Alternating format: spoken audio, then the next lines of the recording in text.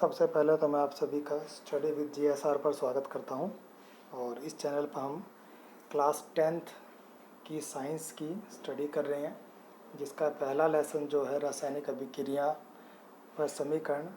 हम उस पार्ट के बारे में बात कर रहे हैं, जिसकी थोड़ी बहुत चर्चा हम लोगों ने अपने वीडियो के फर्स्ट पार्ट में कर ली है। तो जिन लोगों ने अभी तक फर्स्ट पार्ट नहीं देखा है वो चैनल की प्लेलिस्ट पर जाकर उस फर्स्ट पार्ट को ज़रूर देख लें, और उस वीडियो का लिंक भी डिस्क्रिप्शन में मैं डाल दूंगा, तो आप वहाँ से भी देख सकते हो। उस पार्ट के अंदर हम लोग जो हमारे पार्ट का जो पहला पार्ट है उसके अंदर हम लोगों ने भौतिक परिवर्तन, रासायनिक परिवर्तन के बारे में बात की है। रासायनिक परिवर्तन क्यों होता है, उसका कारण क्या है, और रासायनिक समीकरण या जो रासायनिक अभिक्रिया है वो कब होती है, हमें कैसे पता चलता है, इसके बारे में भी बात की है। आज हम रासायनिक अभिक्रियाओं के प्रकारों के बारे में बात करेंगे। तो चलिए शुरू करते हैं। तो रासायनिक समीकरणों के प्रकार। सबसे पहला प्रकार क्या है? संयोजन अभिक्रिया। सबसे पहला प्रकार है संयोजन अभिक्रिया। संयोजन का मतलब क्या होता है? जोड़ना, योग होना। ठीक है, तो नाम से पता चलता है कि ये जो संयोजन अभिक्रिया ये क्या होगी। इस अभिक्रिया में दो या दो से अधिक अभिकारक जुड़कर एकल उत्पाद मतलब सिंगल प्रोडक्ट का एक ही उत्पाद का निर्माण करते हैं। जैसे कि मैग्नीशियम और ऑक्सीजन, ये दोनों आपस में अभिक्रिया करके मैग्नीशियम ऑक्साइड का निर्माण करते हैं। ठीक है, एक सिंपल सा अगर मैं बात बोलूं कि जैसे कि हम लोग शिकंजी बनाते हैं तो उसमें हम नींबू, नमक, चीनी, इन सब का यूज़ करके एक सिंगल प्रोडक्ट क्या बनाते हैं? नींबू पानी। हालांकि वो रासायनिक परिवर्तन नहीं है, वो भौतिक परिवर्तन ही है, पर वो सिर्फ एग्जाम्पल के तौर पर कि दो या दो से अधिक अभिकारक जब मिलकर एकल उत्पाद का निर्माण करते हैं तो उसे कहते हैं हम संयोजन अभिक्रिया। इसी प्रकार अगर कार्बन और ऑक्सीजन की अभिक्रिया करवाई जाए तो क्या बनती है? CO2 carbon dioxide. और कैल्शियम ऑक्साइड की अभिक्रिया अगर जल से करवाई जाए तो क्या बनता है? Calcium hydroxide. साथ में इसमें ऊष्मा भी निकलती है। इस अभिक्रिया के बारे में हम लोग पहले भी चर्चा कर चुके हैं कि ये जो कैल्शियम ऑक्साइड है ये बिना भुजा चूना है, और कैल्शियम हाइड्रोक्साइड भुजा हुआ चूना होता है। मतलब हमारी कली जो हम लोग घर पे पुताई करते हैं वो यही अभिक्रिया है। इसको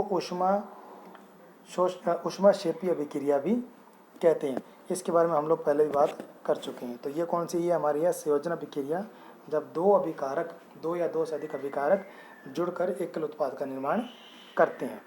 दूसरा प्रकार जो हमारा है वो है वियोजन अभिक्रिया। वियोजन का मतलब बांटना, टूटना, वो होता है वियोजन का मतलब। तो इस अभिक्रिया में एक जो अभिकारक है वो टूटकर दो या दो से अधिक क्या बनाएगा? उत्पाद बनाएगा। तो आपको अगली अभिक्रिया में दिख ही रहा है कि जो लेड नाइट्रेट है, PbNO3 का होल 2 जो लेड नाइट्रेट है वो जो है लेड ऑक्साइड, नाइट्रोजन डाइऑक्साइड और ऑक्सीजन में टूट जाता है। मतलब ये जो एकल अभिकारक था ये 3 उत्पाद बनाता है। ठीक है, यहाँ बीच में प्लस है तो वो नीचे छोटा सा प्लस दिख रहा है, वो बीच में लगाना आपको। ठीक है, तो क्या बनता है? लेड ऑक्साइड, नाइट्रोजन डाइऑक्साइड और ऑक्सीजन का निर्माण होता है। तो यह कौन सी अभिक्रिया है? वियोजन अभिक्रिया। अब वियोजन अभिक्रिया 3 प्रकार से होती है। मतलब हम 3 प्रकारों से वियोजन अभिक्रिया को देख सकते हैं।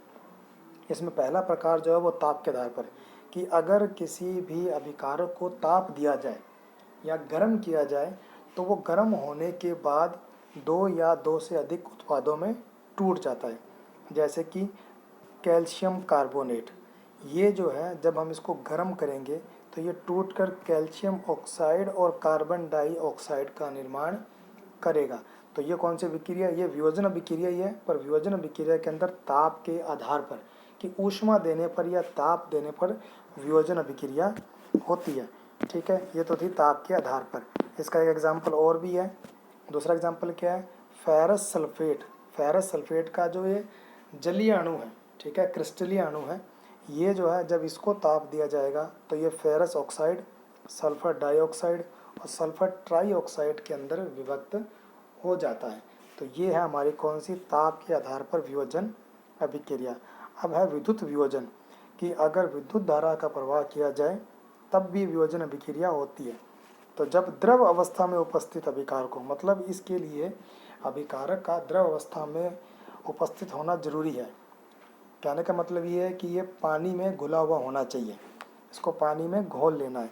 फिर हम अगर विद्युत धारा का प्रवाह करें तो फिर ये कौन सी अभिक्रिया कहलाएगी? विद्युत वियोजन।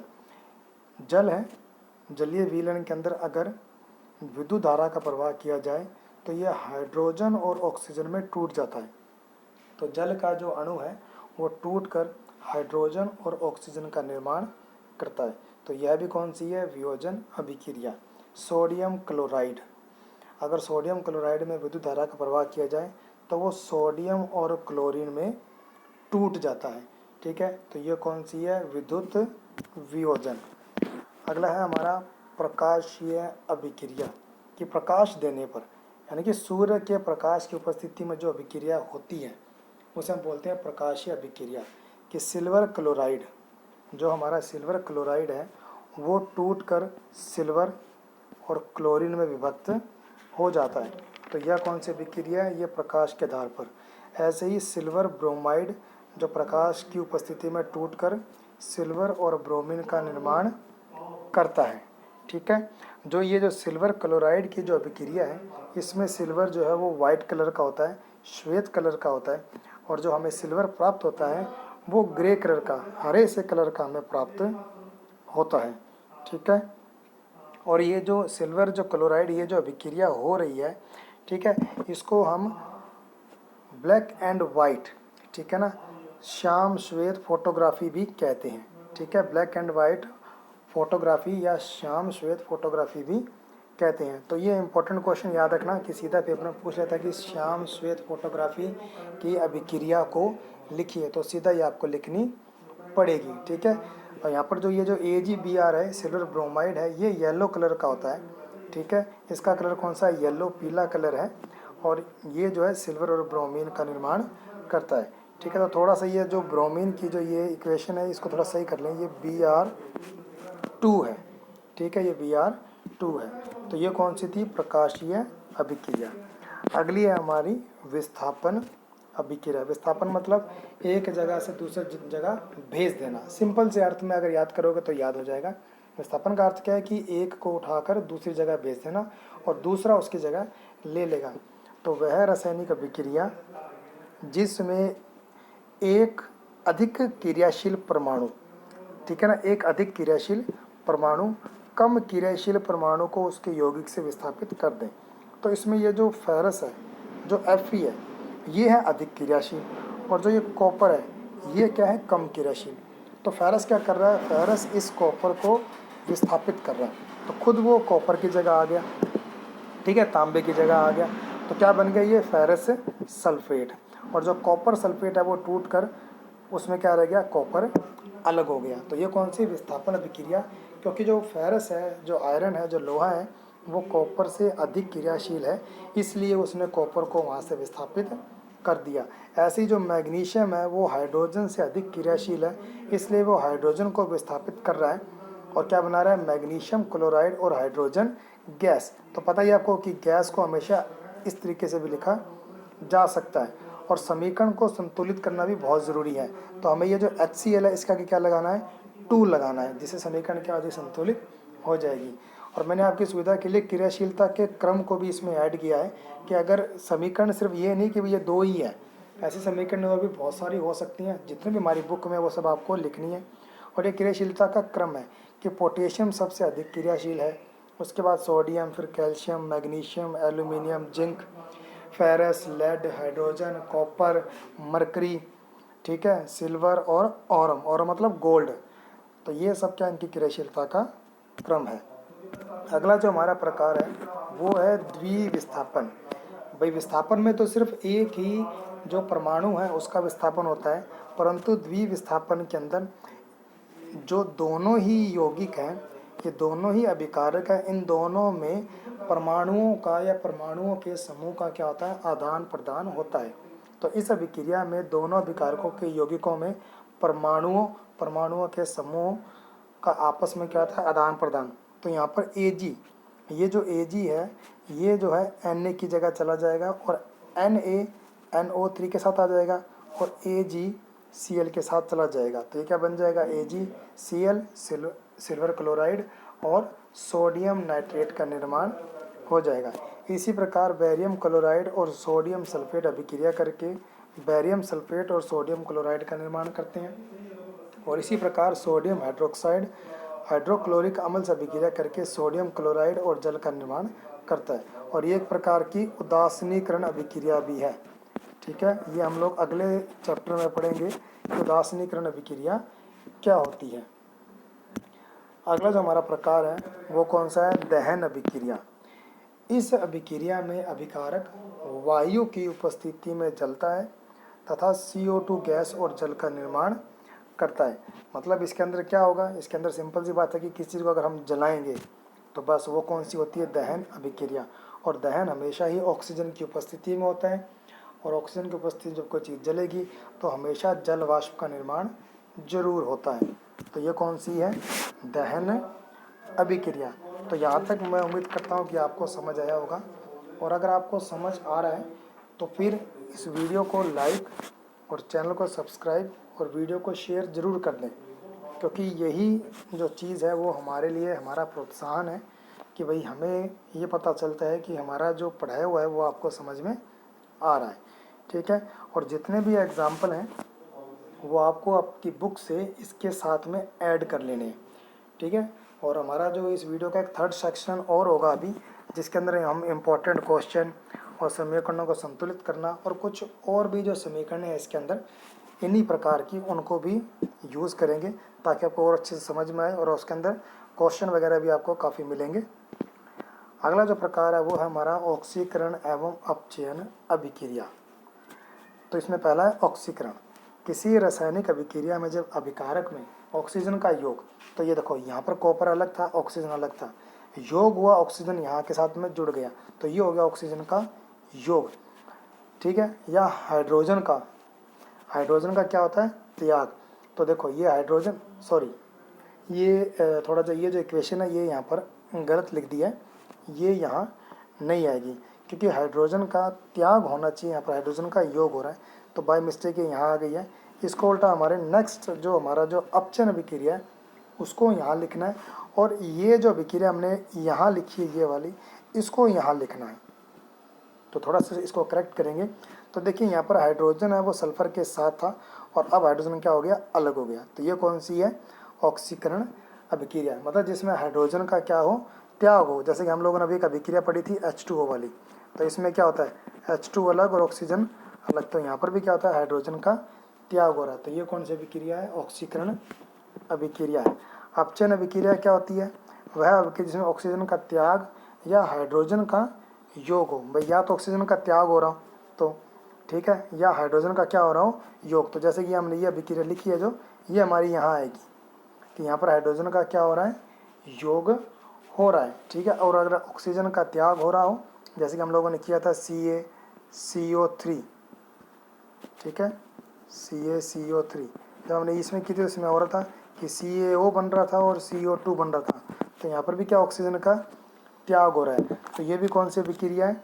ये जो अभिक्रिया है ये है हमारी अपचयन अभिक्रिया। और जब ये दोनों अभिक्रियाएं साथ साथ चलती हैं तो हम इसे बोल देते हैं रेडॉक्स अभिक्रिया, कि एक तरफ तो हाइड्रोजन का या ऑक्सीजन का योग हो रहा हो और एक तरफ इन दोनों का क्या हो रहा हो? अपचयन। तो जैसे कि इसी एग्जाम्पल में देखो कि भाई सल्फर से हाइड्रोजन का तो क्या हो रहा है? त्याग हो रहा है। इसका मतलब इसका तो क्या हो रहा है? ऑक्सीजन। और क्लोरीन में हाइड्रोजन क्या हो रहा है? जुड़ रहा है। तो इसका मतलब इसका क्या हो रहा है? अपचयन। तो ये होगी रेडॉक्स अभिक्रिया। और भी एग्जाम्पल रेडॉक्स अभिक्रिया को आपको आपकी बुक में मिलेंगे, तो वो भी आपको क्या करना है? नोट करना है। नोट करना क्या है? बहुत ही ज़रूरी है। जितने भी एग्जाम्पल हो सके उतने एग्जाम्पल आप नोट कीजिए। इसके अलावा एक एग्जाम्पल ये भी हमारे सामने है, जो कॉपर ऑक्साइड है वो अगर हाइड्रोजन से अभिक्रिया कर ले तो H2O जल साथ में क्या बनाती है? कॉपर का निर्माण कर लेती है। तो ये भी हमारी क्या है? रेडॉक्स अभिक्रिया का उदाहरण है। या आप ये कह सकते हो कि ऑक्सीजन का इसमें से त्याग हो रहा है कॉपर ऑक्साइड में से, तो ये तो क्या हो रहा है? अपचयन। ठीक है, और हाइड्रोजन का योग हो रहा है, तो ये तो क्या हो गया? सॉरी, हाइड्रोजन का त्याग, हाँ ये क्या है? अपचयन हो गया। ठीक है, सही है, करेक्ट है। और आगे हम पढ़ते हैं अब। अगला जो टॉपिक है वो है धातुओं का क्षरण। क्षरण मतलब धातुओं का खराब होना, जंग लगना किसी भी तरीके से, वो क्षरण कहलाता है। जब किसी धातु की सतह पर ऑक्सीजन, नमी, अम्ल आदि अभिक्रिया करते हैं तो धातु की सतह खराब होना प्रारंभ हो जाती है, जिसे धातु क्षरण कहते हैं। पहला है लोहे पर जंग लगना, कि भाई फेरस, ऑक्सीजन और जल जब अभिक्रिया करते हैं तो ये फेरस ऑक्साइड का निर्माण करते हैं। तो ये कौन सी अभिक्रिया है? ये है धातु क्षरण, लोहे पर जंग लगना। इसी प्रकार अगर कॉपर, जो कॉपर है वो वातावरण में उपस्थित ऑक्सीजन और जल वाष्प से अभिक्रिया करती है तो उस पर कौन से रंग की परत जम जाती है? हरे रंग की। और चांदी जब हाइड्रोजन सल्फेट से अभिक्रिया करती है तो क्या हो जाती है? काली। तो आपके लिए इम्पोर्टेंट क्वेश्चन ये है कि आपको सीधा याद रखना है कि अगर कॉपर का क्षरण होगा तो उसके रंग में क्या परिवर्तन होगा, और चांदी का क्षरण होगा तो उसके रंग में क्या परिवर्तन होगा। तो ये सब क्या है? धातु क्षरण है। अभी हम बात कर रहे हैं जंग से बचने के उपाय। हमारे पास उपाय क्या है? रंग करके, भाई चीज़ों को रंग कर दिया जाता है। लोहे को रंग करते हैं, जो हमारे घर पे गेट हैं लोहे के उनको रंग करते हैं। तो रंग लगने से क्या होता है कि सीधा ऑक्सीजन से अभिक्रिया नहीं हो पाती और जंग नहीं लगती। ग्रीस और स्नेहक, ठीक है, जो भी ऑयल वगैरह करते हैं, ऑयलिंग करते हैं, उससे जो है जंग नहीं लगती है। गैल्वेनीकरण, ये क्या होता है? लोहे की सतह पर जिंक की पतली परत का चढ़ाना, मतलब कि विद्युत अभिक्रिया के द्वारा इस अभिक्रिया को संपन्न किया जाता है, जिससे लोहे के ऊपर क्या करते हैं हम लोग?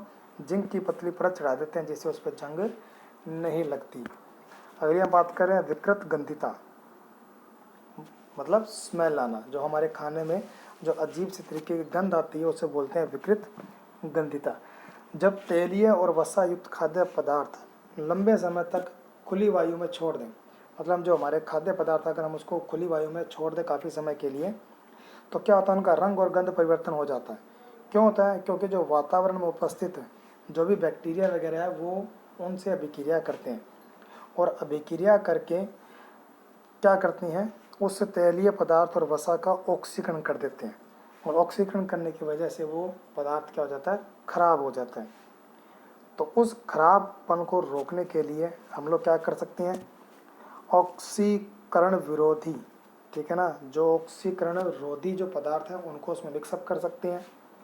तेल और वसा युक्त पदार्थों की पैकिंग करते समय नाइट्रोजन गैस का, मतलब जो हम लोग बाज़ार से जो भी पैकेट खरीदते हैं चिप्स वगैरह के कुछ भी हैं, तो उसमें कौन सी गैस होती है? नाइट्रोजन, जिससे वो पदार्थ खराब नहीं होता है। प्रशीतकों, मतलब ठंडे क्षेत्र में रखकर, और वायुरोधी पात्रों, मतलब जिस पात्र में वायु उपस्थित ना हो, निर्वात हो, वहाँ पर रखकर भी खाने को खराब होने से बचाया जा सकता है। तो ये था हमारा लेसन का सेकंड पार्ट कंप्लीट हो गया। थर्ड पार्ट के अंदर हम लोग कुछ इंपॉर्टेंट क्वेश्चन वगैरह हैं, हम उनके बारे में बात करेंगे, और कुछ एक समीकरण और भी हैं उनके बारे में बात करेंगे। तो वीडियो को शेयर ज़रूर करें, वीडियो को लाइक करें और चैनल को सब्सक्राइब भी करें। तो आज के लिए इतना ही, धन्यवाद।